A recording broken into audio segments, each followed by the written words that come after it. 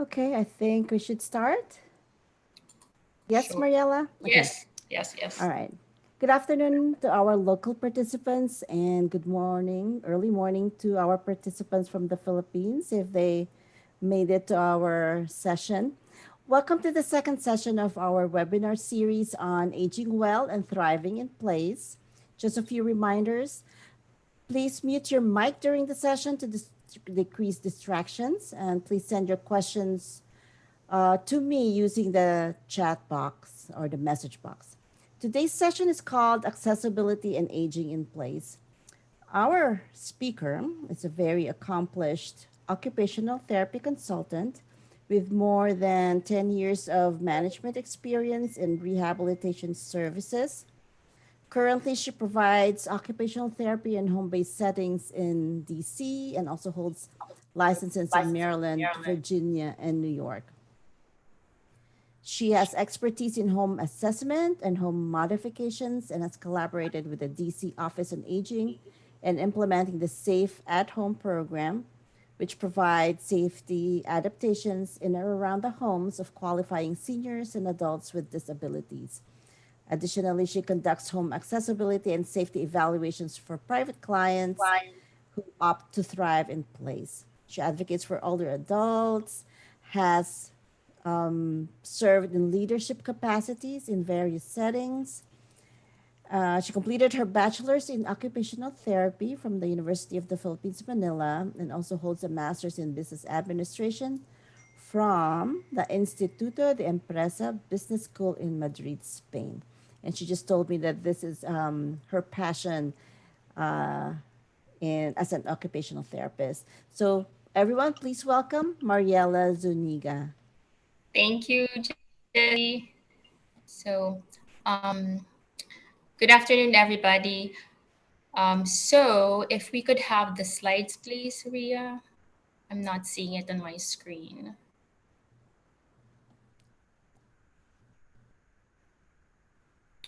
Thank you. So, thank you for that welcome. So we go to the next slide. Since you all know my name by now. So, just a food for thought. So, right now, you're the oldest you've ever been and the youngest you'll ever be. So, savor this present as you go forward. And I hope you learn something from this webinar series. My three objectives for this webinar is for everybody to find out what OT's role in the aging in place space and also in longevity.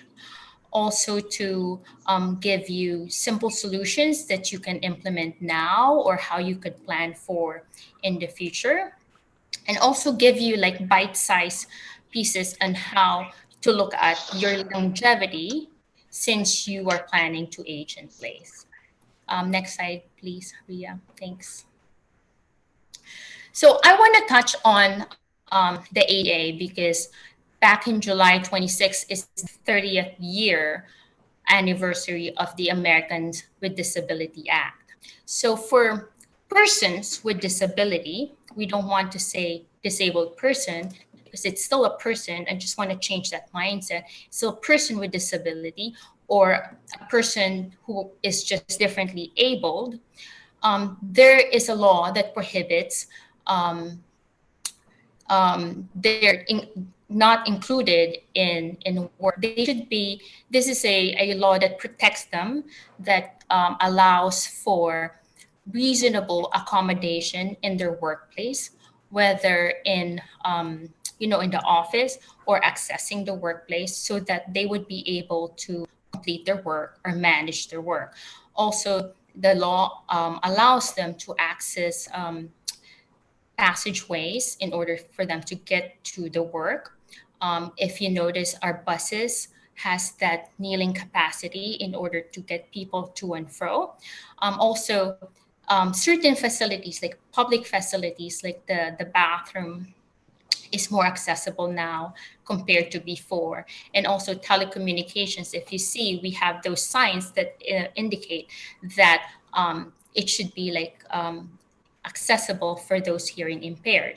So that's why you see like the table height, they're more cognizant of how to build the tables for certain offices. You see the lavatories that are more accessible and would have grab bars.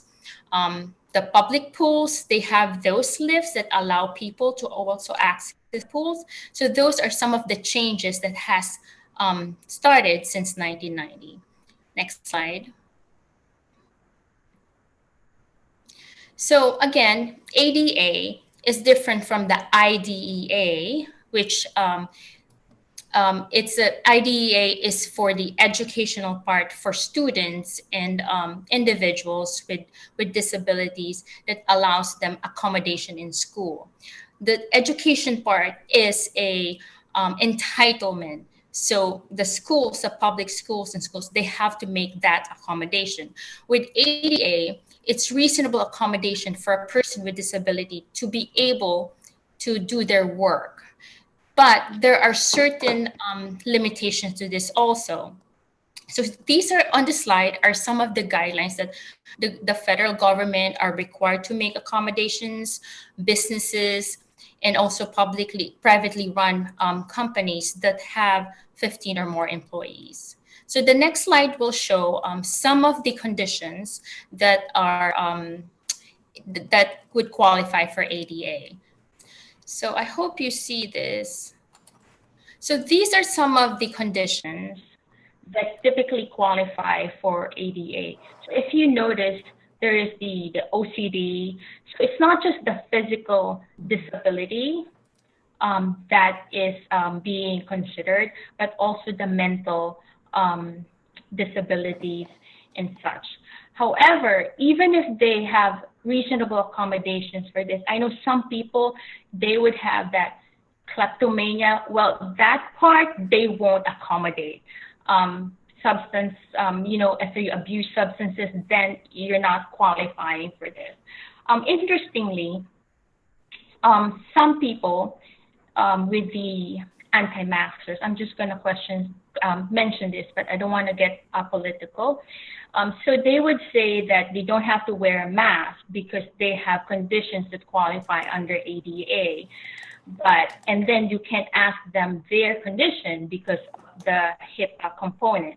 So just so you know, some people would use the law to serve their own purposes, but we could move on from that.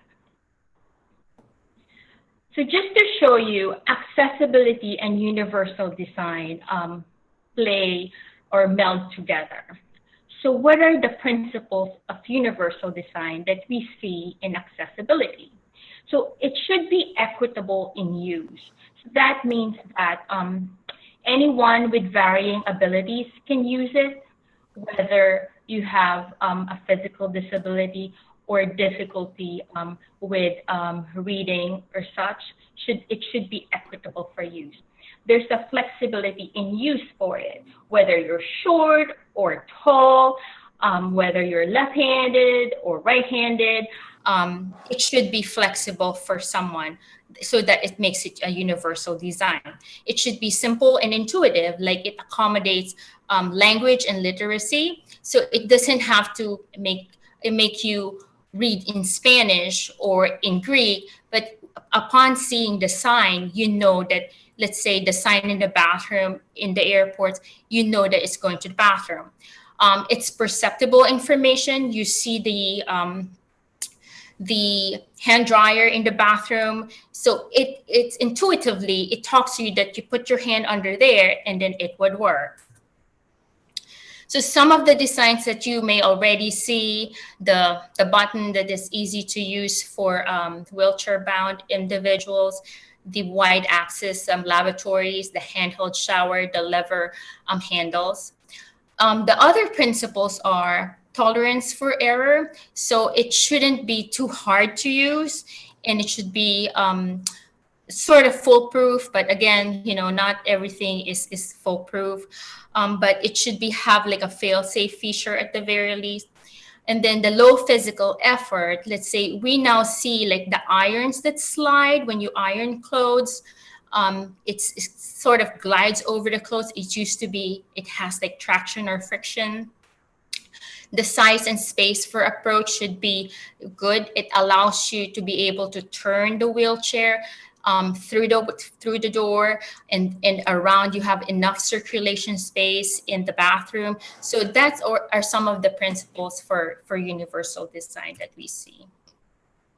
So accessibility should also be not just for physical impairments or limitations, but it also should be accessible for those who have cognitive or visual and auditory and speech difficulties. So I want to point that out because now we use technology a lot. So I want to make sure that people think about that also, that the technology that we use should be accessible for many. So this is just a photo or like an illustration of an accessibility for many people. A wide and easy access. It gives you support. It's adaptable whether you want to sit in the bathroom or you want to stand. It allows you for flexibility whether you want to just get in the shower stall. So that covers the accessibility part of my topic. So I want to move on now to the aging and thriving in place. Um, Earlier, Jesse and I were talking about how aging is frequently not talked about topic because it seems to be like uncool. But I think like older adults are cool people. So I just want to illustrate that these are some of like advanced style. I follow them because they're really cool older adults and they have their own style. And at that, when you advance in age, you're very settled in your space and within yourself. You're just very confident. And there's this lady in New York, Iris Apfel. So some of the younger ones, the children, would emulate her fashion style, and sort of like look like her. And of course, there are the men who are like over 50 who are still, we find them cool. So I just want to like point it out there that advancing in age is not something to be hesitant about, but more something that we move into that space with grace. So, what is aging in place? It is the ability of someone to live in their own home, in their community, safely, independently, comfortably, regardless of your age, income, and ability level. So, in 2018, the older adults 65 and over was pegged to be 52 million, and it's projected to be 74 million in 2030. So in 10 years, it's gonna be more than that. And then the 65 and plus population, 90% of them prefer to stay at home. The American Journal of Preventative Medicine had a study, and also there was another study conducted in New Zealand that staying at home, the factor that allows older adults to stay at home and remain safe at home, the biggest contributor for that safety and independence is home modification and the intake of vitamin D, because of the stronger bones and all that. But that's another topic that we can um, I guess you could ask your doctor about. So what are the things to consider in planning to age or thrive in place? Of course, there's your health condition, whether physically, mentally, emotionally. Then your support system in your community. Would you live in a single family home, like the attached? Do you have neighbors that are supportive? Whether in your building, do you know your neighbors well? Whether in your community or in a village, do you know those people who would check on you or would be kind enough to see how you're doing? And also like family that may be here or far, friends that may be here or maybe not so near, but consider also the support system that you plan on, that will be around you in order to plan for thriving in place. And then your finance, whether your cost of care, whether you stay at home or you want to move on to another community, how would you finance that? Here in the United States, yes, there is Medicare and Medicaid, but not everything will be covered by Medicare and Medicaid. So there is like the supplemental, but changes in the supplemental Medicaid is still not ironed out. So it's still a little bit up in the air what they would cover. And then there's the home modification. The cost of it, Medicare do not pay for the above comfort. They would only pay for what is medically necessary. If you say grab bar, for them, it's comfort. So not a lot of things will be covered for Medicare. So you want to plan that out if you are thinking of whether retiring here or overseas. And then also there's the planning for your estate, whether you have your power of attorney in place, your living will. If you live in a big house right now, would you want to downsize to an apartment? But what are you going to do for the items that you have in your home? And then another big consideration is the condition of your home, whether if you're staying in it, are you going to do like major refurbishing, major retrofitting for you to stay? I know a lot of people, they have stairs or multi-level homes. So they might have to consider where you want to be as you advance in age and you feel the changes in your bones and in your joints. So one of the greatest threat of aging in place or staying at home is falling. So we'll talk about that in a little bit, but I just want to cover some of the simple and the complex modifications that can be done or give you simple solutions and ideas, what you can do now, what you can do when you're 60, 65, and down the road as you progress through the spectrum. So for simple changes, I have a friend, a very close friend, my age, but so I suggested like a simple change in her bathroom because, believe it or not, she was reaching for shampoo and she slipped and fell in the bathtub. So it doesn't mean that because you're younger, you are foolproof not to get these little bit of an accident. So she wasn't ready for a grab bar, so the simplest solution is having a bath mat in the tub. So what are the simple changes that you may want to consider going forward? Just having adequate lighting, especially in the entrances and exits. A lot of the homes have stairs, but only one rail on one side. So having two rails make it easier biomechanically more efficient for your body if you pull on both rails. Changing the door knobs to lever style, because if you turn it and you get, knock on wood, you have arthritic hands, the rounded doorknobs are more difficult, or they become difficult. So the lever style, it also allows you to kind of like push it with your elbow. The faucet handles that allows you to just like pull it up with your hands. Anti-scald faucet, and the big one, and I know sometimes we don't want to do like Marie Kondo in our own homes, but Marie Kondo ways of like decluttering would be helpful. Removing or repairing your worn carpets, because sometimes it becomes like a tripping hazard, like especially the corners. So I often suggest it to clients to even like tape it to make sure, or to put like like a rubber mat underneath so it doesn't flip over.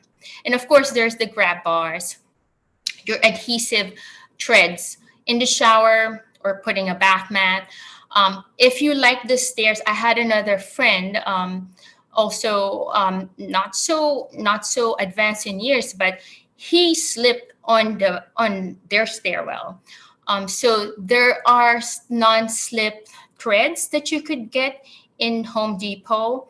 If you have vision problems, you can get the different colored one. They're like orange or yellow. Just or some are even like it blends on the wood if it it bothers your aesthetic appeal. So some are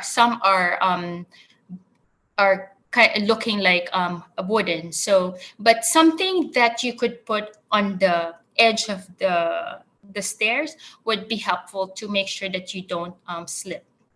And then just, changing the toggle switches, the light switches, because that requires you to reach over. So reaching, sometimes we lose our balance. So switch it to like rocker style switches. Other solutions include just raising the furniture, because as you advance in age, you may be having like back pain or hip pain or even knee pain. Um, so the lower the surface, it's harder for you biomechanically to get up. So if you raise it a little, and you could get furniture riser to increase the height. There are also power recliners for those who love the TV. I often recommend not the leather one. I know it looks sharp and it looks sexy, but people tend to slide off the leather. The cloth ones would give you more friction and more traction. Also, there are technology solutions now, and I see it in many homes. Those door openers, the fob. Sometimes you could tell Alexa and you set it up like open the door and they would open for you. But there's also a caveat for it because, technology, there are some glitches that happen. So it's something to also consider. Another thing that will work is the color contrast, especially when your vision are declining. So color contrasting, I was just suggesting, let's say if you have like small items that you need, like accessories, you might want to put like a background of white so that you see them better. They're smaller items, and help you categorize things. Other simple solutions that are in the market are like the voice control. Of course, we have the Alexa, the Google Home, the Siri. Just make sure that you're aware that if you might want to clear Alexa's memory, and then tell just Alexa at the end of the day to erase whatever you say, because we don't know whether it goes in the cloud. There's a lot of home automation that's happening now. Video monitoring of our loved ones, our elderly loved ones. I did suggest this to my brother to have like a video for our mom. Of course, to have it strategically placed in positive places where we don't see like a private dressing or things like that. So for those who live away from your loved ones, one thing to care for them or to see what they're doing is through video monitoring.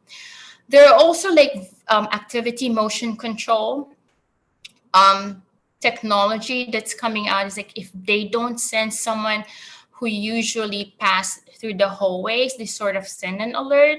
So there's technology that came out for that. And also there's the virtual security and life alert monitoring. Like if you fall, because a lot of people in the US, they live alone. So if they had a fall, it's harder for friends or loved ones to know what happened to them. So it's always good to have like a life alert monitoring.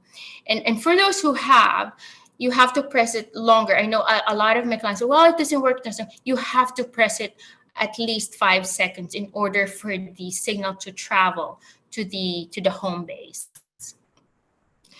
So the complex modifications that may happen, or a person might need as we advance, because of conditions such as hip replacement, Parkinson's, whether it's extreme pain of getting in and out of the bathroom. So complex modification may need to happen in a home or in an apartment building. This includes the bathroom remodeling. Some of my clients would have a difficulty just getting in and out of the tub. So a suggestion would be having like just a shower stall. But then some of them, because when I do the assessment, I also have to consider what's important for them. Although I would suggest that you need to cut the top to allow you a smaller height to manage in order to get in the top. Some of them are very insistent and still adamant of doing the bathing. So what do you do? So they like bathing instead of showering, so we try to put other modifications instead. Other complex modification would include the ramp, the zero, at least to have like a zero entrance. One thing to consider with the ramp is there is like a basis for it. You have to have enough clearance in front of whether wherever you're gonna put the ramp. It's not like I want the ramp and boom, you can have it. It's not that easy, because the ramp will have to follow the rule of for every inch of height you have a 12-inch run to make sure that it's manageable for someone who has a wheelchair or a rolling walker. So it's not just I've seen some photos in developing countries. Of course, there are like limitations in budgets and infrastructures, but they would have a very, very steep ramp, and that's not possible for someone to manage a wheelchair.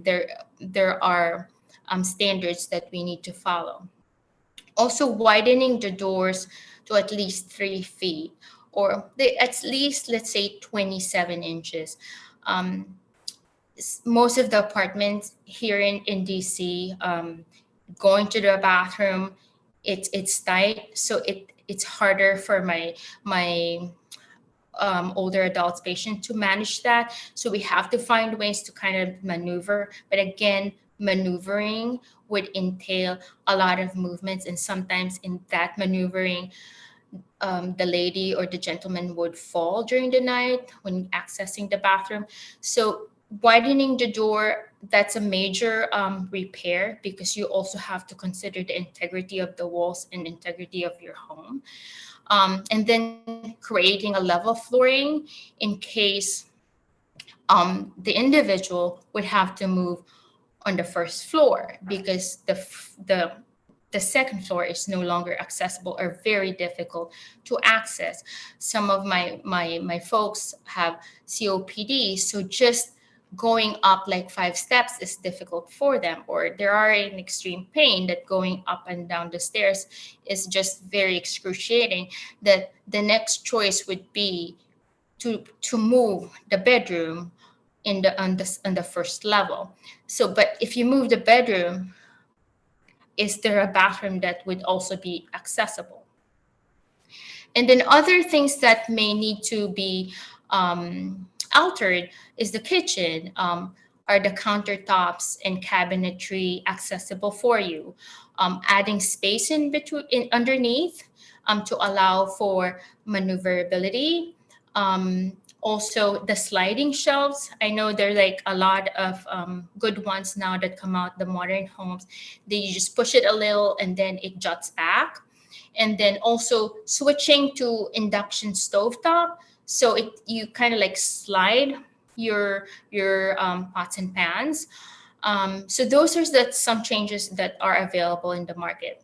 And also appliances that are front mounted instead of, like, let's say the washer and dryer accessing it from the top. There's access now like for front, but just make sure that it's appropriate height for you. Let's say if you've had like a hip replacement, then you're not supposed to bend down more than 90 or more than a certain angle. So those are some considerations that I've seen with older adults, like major modifications. Also, there are stair gliders or stair lift. You can do the pocket doors, or the swing clear that goes like forward and back. There's also the ramps or the vertical lifts. So the picture would show like a vertical lift. So you slide in your wheelchair there, and then it goes up, and then another gate opens up. But these are like complex modifications that incur a hefty amount of budget, and Medicare and Medicaid won't cover for it, and some of the private insurance are may not, um, depending on how the policy and insurance payment would ensue in the coming years. So I want to touch on, since aging in place, the biggest threat is fall, and the next month is also fall prevention. I want to touch on this as well. So, about 1 in 4 older Americans fall every year, and every 20 minutes, an older adult fall and also pass away because of that. Hospitalization, when we get clients or patients in home care, most likely a lot of them is because status post fall.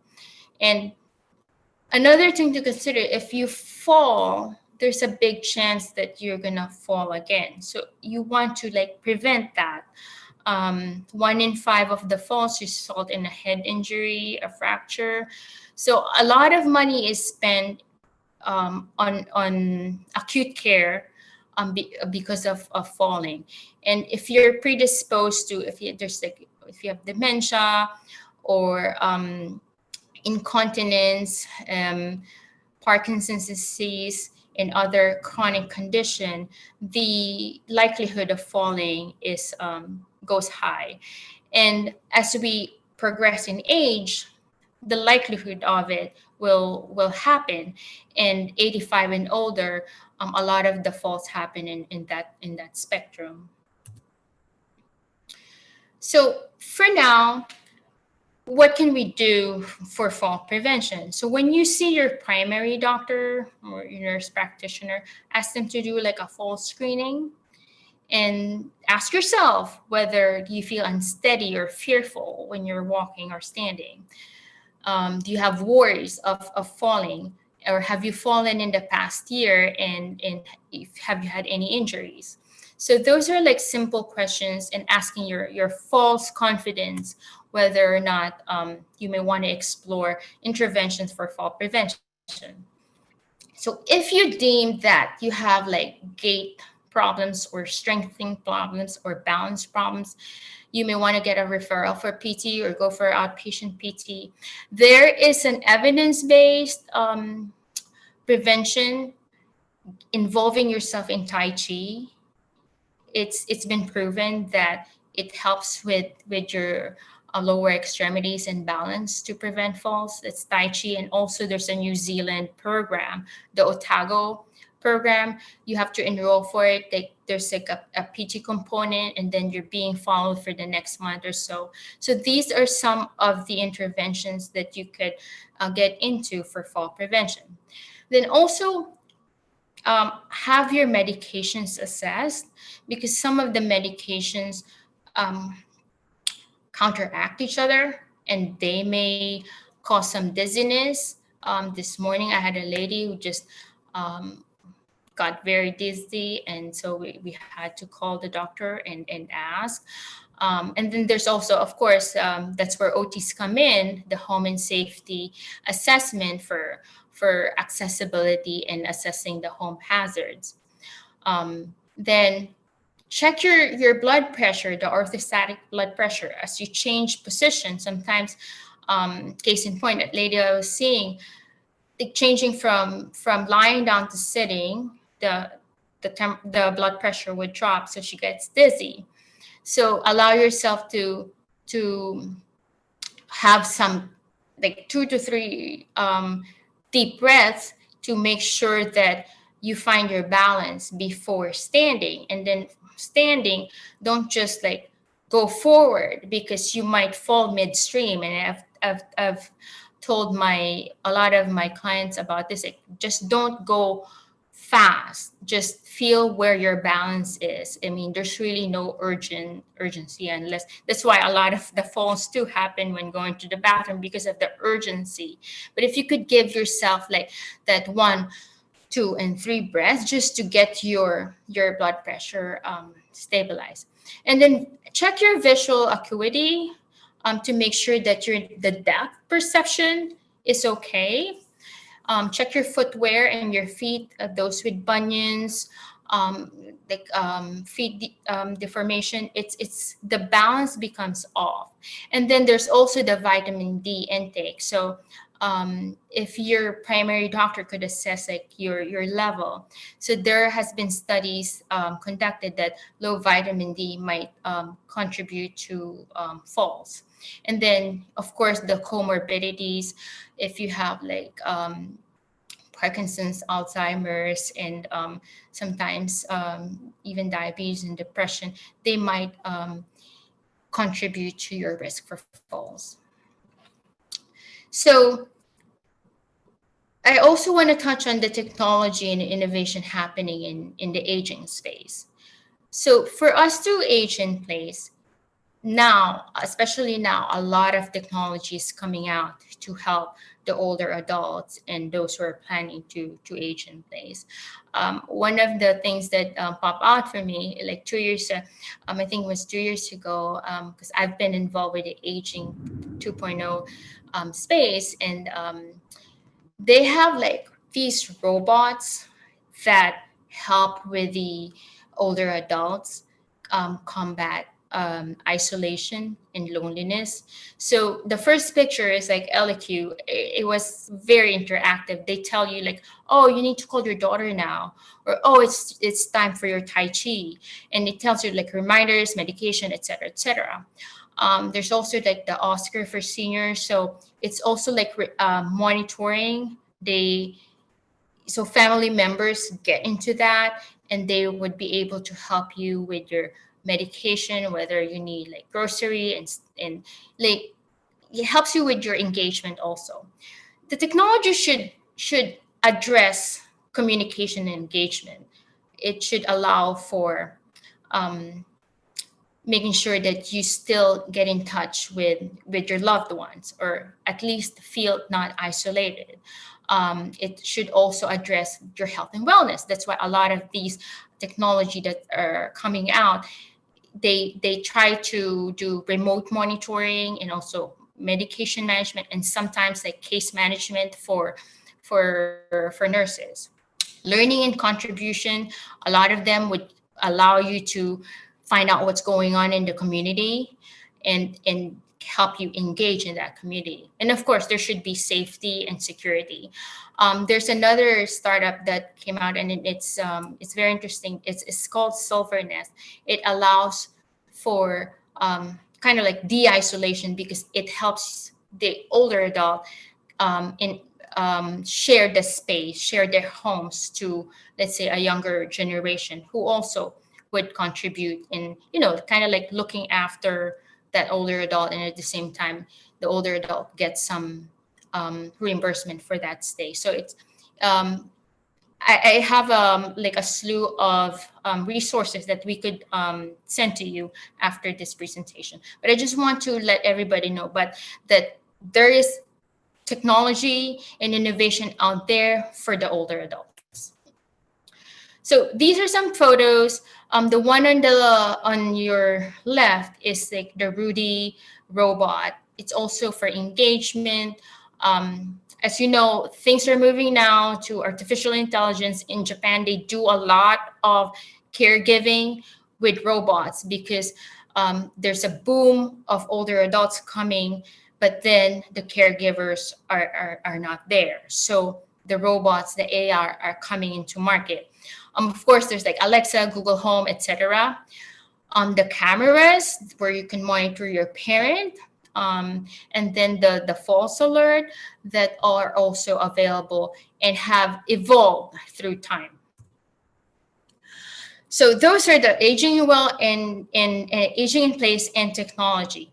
But as we age well or age in place, we also want to stay longer in our space, in our homes. So we also have, so aging in place and longevity come hand in hand. So we want to have longevity in order to age in place. So I just want to give you like a moment to read on that little clip there. We shouldn't stop playing just because we're advancing. We grow old because we stop playing. So whatever makes you happy and de-stressed. So for longevity and aging successfully. So what is longevity? Is defined as a long duration in individual life. So the factors are, of course, gender, genetics. Gender, they said like women live longer. They did a study on that. And yes, women live longer.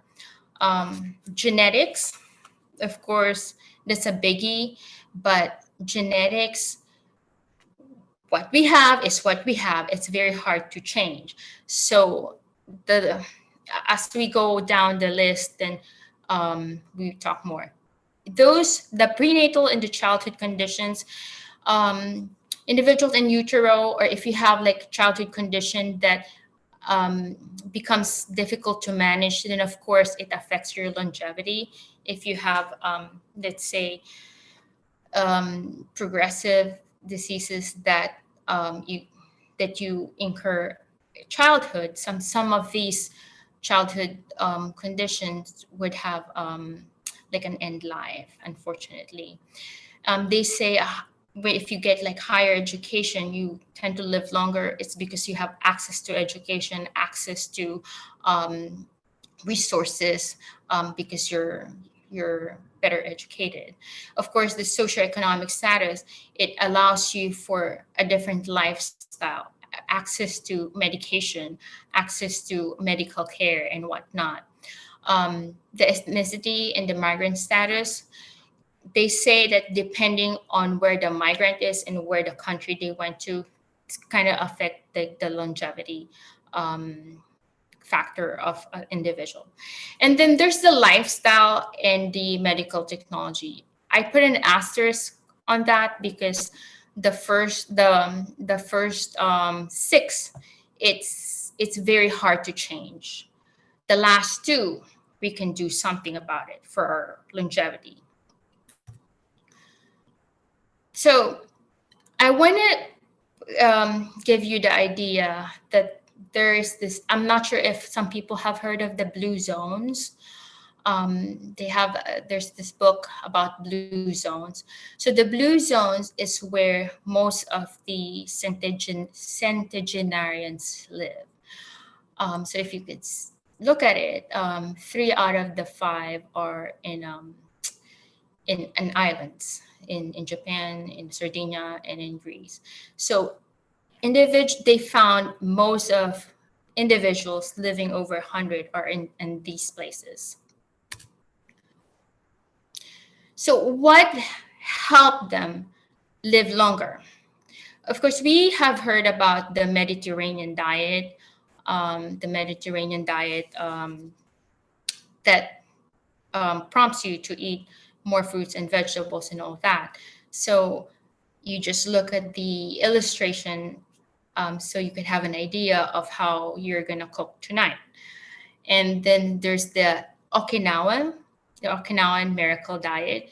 They do a lot of vegetables, a lot of fruits, and although they eat grains, they rarely eat sugar. And here in America, we love sugar. I personally do, but I'm trying to be more cognizant about it. Um, they are also very involved in movement. Um, so I'd like to say that ask your doctor first what's safe for you, in consideration of your joints, joint integrity, and other condition. So ask about what is safe. Usually, if advancing in age, the yoga, the Tai Chi, Otago, sun salutation, or Qigong, it's all in that book. I've been so lucky to get that book about Ikigai. And then I read about an article that walking is for the 15 over. That's the most accessible. And also, it's not just movement, not just physically, but also mentally. So engage your mind. So lastly, aging in place and longevity come hand in hand. These are some rules. Stay active, don't retire.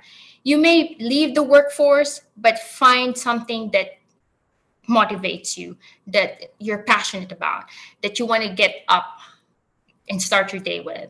And then take it slow, don't stress too much. Don't fill your stomach. They say it's 80% only. Don't make yourself like too full. Surround yourself with good friends who are good for you, good to you, good with you. Get in shape for your next birthday. Smile. Smile is like a muscle. If you smile a lot, kind of convince the brain that you're happy. Reconnecting with nature. Do forest bathing if you can. Of course, there's the gratitude, living in the moment, and following your ikigai. So that's the kind of illustration for ikigai. I know I'm a little bit over time, but I just want to show like a quick look on like what's the home modification looks like.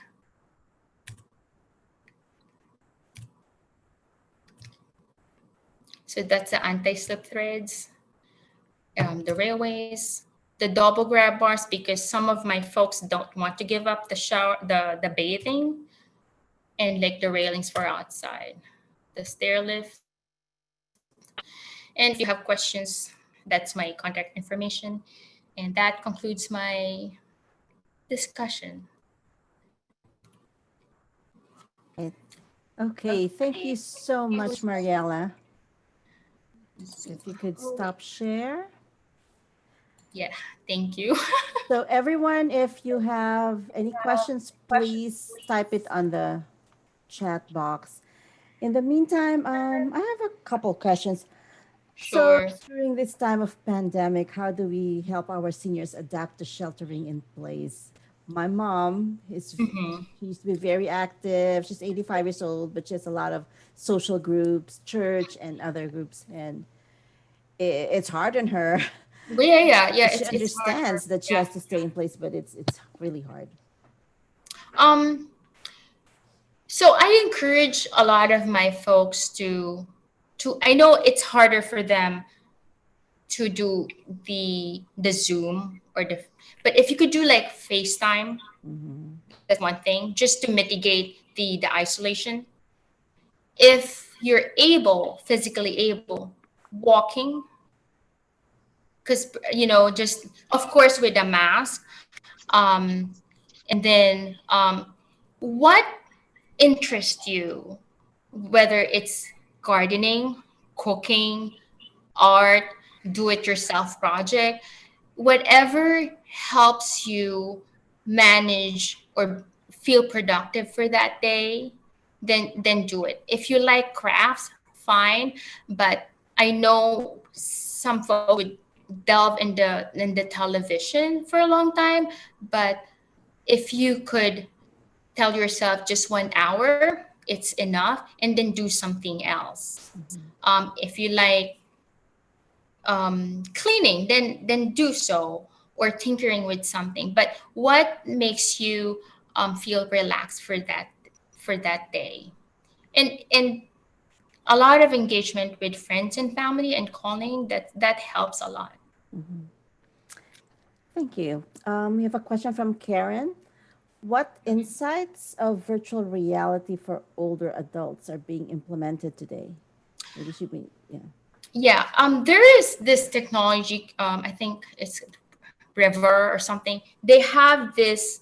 Um, it's almost like a goggle, and it helps with persons with dementia, like go back and and sometimes they do like exercises or see a different environment with that technology. Another way is, I know there's the we program. So I know it's technology, but it's also getting a program that allows you to move, like simulate tennis, or even like or dancing. Something that's physical. It helps with oxygen in the brain. But yes, there are virtual realities that allow people to sort of like reminisce of the time that they were livelier. Hmm. Okay. Any other questions, guys? Just type it on the message box. Another thing I was wondering is there increasing awareness regarding accommodations for disability and acceptance among seniors Hmm. regarding their own need for accommodations? You know how seniors are like, no, I don't need a hearing aid. No, I don't need a cane. Right. I know that from a personal experience because my grandma didn't want a cane. She'd rather have the girl with her instead of walking. But I also stress that, let's say, if you go outside, if you have a cane, people tend to be careful around you. So Mm-hmm. even if you don't like it as much, and you're entitled to it, it's a prompt for other people to be more careful with you, Right. so they don't knock you down. Um, the hearing aid, um, the hearing sense is connected to the balance. Mm-hmm. So if that's like sort of impaired because you can't hear, the likelihood of like having a fall would probably ensue. So if it has been recommended, I think there's a good reason why it's been recommended. So even if you are kind of adamant in the beginning not to have it, but it's recommended for a good cause, so it's something to consider. So for those who are in the sandwich generation who are caring for their kids and elderly, you can't make them like it right away, but just giving them ideas and the benefits of it might help into the acceptance part. Yeah. It's tough. It's It tough is, convincing it is, them, but it yep, is. you're right. But yeah. So you mentioned earlier that the senior population is growing. Well, Hmm. Filipinos traditionally provide full-time care for our seniors, even here Correct. in America. Is that also changing, or is that changing among Americans and other I think it's, nationalities? it's it's harder in Northern America because the younger or the offspring sometimes move away Right. because there's resources to move away, and the the distance, the breadth to move away. In the Philippines, because culturally there's the filial piety, and also it's a much stronger pull to the family. So and people relish that of having to care for the elderly. We see that also in many Asian countries, but like in Japan or Korea. But at the same time, as people that are like upwardly mobile, that changes. So it really depends. In Asia, you see it more like the people caring. In North Right. America, not more so. In Europe, yes, you see it in Spain and Italy and the Mediterranean countries. But in Germany and the Netherlands, it's different. In the Netherlands, they have this community that they simulated like a community, but it's actually a community with for people with dementia. But they build Mm. it in such a way that it's like a community per se. Yeah. Yeah, I've read or heard of senior facilities where they simulate the or emulate Yeah, the elderly's home environment exactly. to Exactly. provide that comfort Yeah. level. That's good. I have one last question regarding removing clutter. So when I went to the Philippines one time, my sister and I decluttered my mom's stuff. Like she had stuff from like my elementary years, which is a long time ago. Right. What is a good way to broach this with the elderly? She did not like what we did, and we probably didn't do it the right way with her. Hmm. So you put it in a context that you're doing it for her safety and in order to plan well. Mm-hmm. Because if let her see that if you have clutter or a lot of stuff, then finding things that you frequently need would be more difficult. If there's clutter around, the likelihood of a fall might happen. Um, Accessibility in case of emergency, people coming in case of emergency. Sometimes the door, when there's clutter behind the door, you can open it.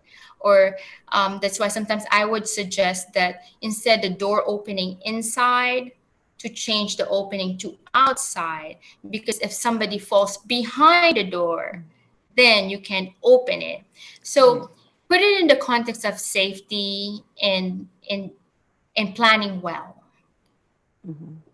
not because of it's just too much clutter. Of course, it's their own. It's what made them happy. They want to hold, like older folks. I think they want to hold on to what was. Yeah, Absolutely. All the memories.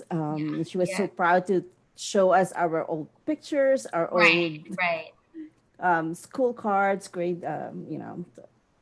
but There's the emotional hopefully, attachment to it. absolutely, Yeah. yeah. All right. So at this point, sounds like we have asked all our questions. Thank you to all our participants. Thank you so much. Thank you for attending Thank you for and making the attending. time.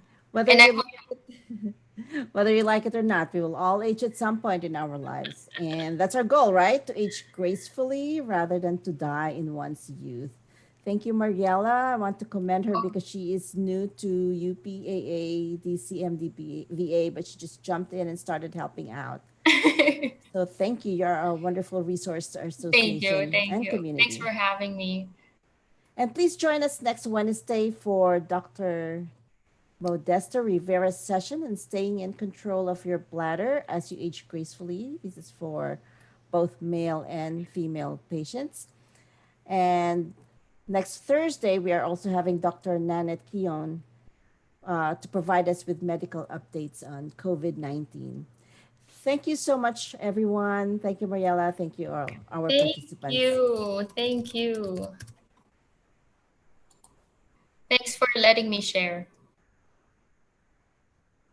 Thank you. Have a good night, everybody, wherever Good you night. are. Good night.